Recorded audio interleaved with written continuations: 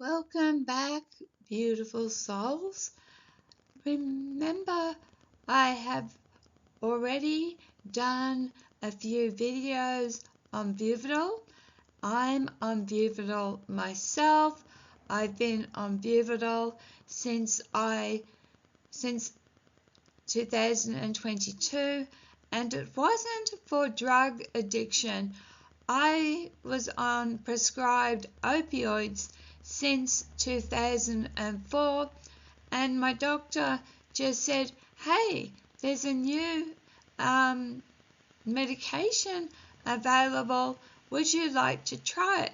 And I jumped at the chance.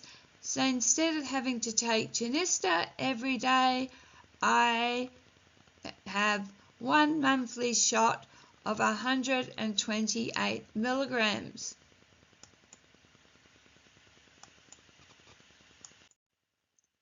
So this is what it looks like, and injections are given subcutaneously, and I thought I have to do a video about this.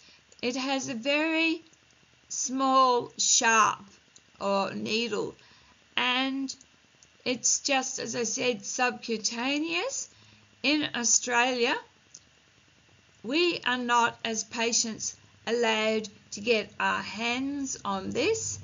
If we got our hands on this, it could be abused. And the way it could be abused is that you could be using it like this, and as soon as you put it in your veins, it congeals as a gel. That's why it is dangerous. So you can't shoot it up like normal IV. It's a subcutaneous, and as soon as it enters your blood, as soon as it enters your skin surface underneath, it forms and congeals into a gel. So these are the sides of your arms, your stomach, your thighs, and your buttocks. Now I choose my abdomen because for me, and I've also been told this too, it's less painful. So this is how it goes in. Doctor does it, not the patient. The patient, as I said, is not allowed to buy this, is not allowed to have it. What happens is usually the pharmacy arranges with your doctor's surgery for it to be delivered, or in my case, the doctor goes and gets it himself and stores it in the fridge until I next visit him. So this is another picture of showing it being injected into the belly. This is obviously a man. And if you saw my videos earlier, I was trying to explain about how long it stays in the bloodstream.